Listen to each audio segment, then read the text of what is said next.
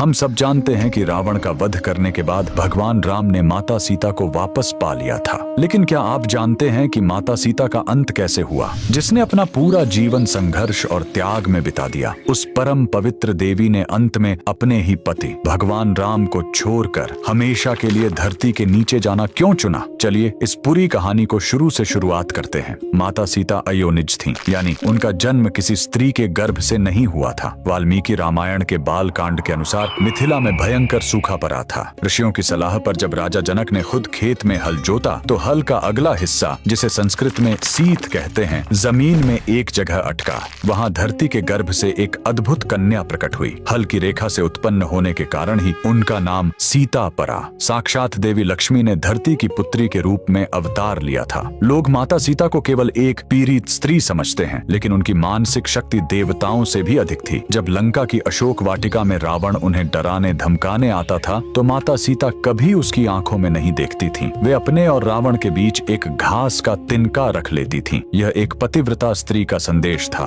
कि हे रावण, मेरे लिए तेरी औकात इस सूखे तिनके से अधिक नहीं है। रावण अपनी पूरी शक्तियों के बाद भी माता सीता को छू तक नहीं पाया, क्योंकि उनका सतीत्व एक दहकती हुई आग के समान था। वाल्मीकि रामायण के उत्तर कांड का वह सबसे भावुक पल, जब लवकुश ने पूरी रामायण गाकर सुना दी, तब श्री राम ने समाज के संशय को हमेशा के लिए मिटाने के लिए सीता जी से एक अंतिम बार अपनी पवित्रता सिद्ध करने को कहा। लेकिन इस बार माता सीता ने सिर्फ अग्नि परीक्षा नहीं दी, उन्होंने परीक्षा शेष होते ही हाथ जोड़े और पूरी सृष्टि को हिला देने वाली शपथ ली।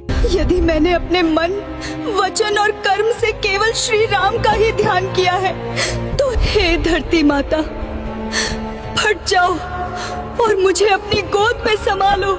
इतना कहते ही राज दरबार की जमीन दो हिस्सों में फट गई। एक दिव्य और स्वर्ण सिंहासन पर बैठी स्वयं भूमि देवी प्रकट हुई। उन्होंने अपनी पुत्री सीता को दोनों बाहों में भर लिया। भगवान राम रोते रहे, पुकारते रहे, लेकिन माता सीता हमेशा के लिए अपनी माँ की गोद में विलीन हो गईं। अगर आज वाल्मीकि रामायण के इस सत्य ने आपकी आंखों में भी नमी ला दी है, तो कमेंट्स में पूरे सम्मान के साथ जय माता सीता जरूर लिखें।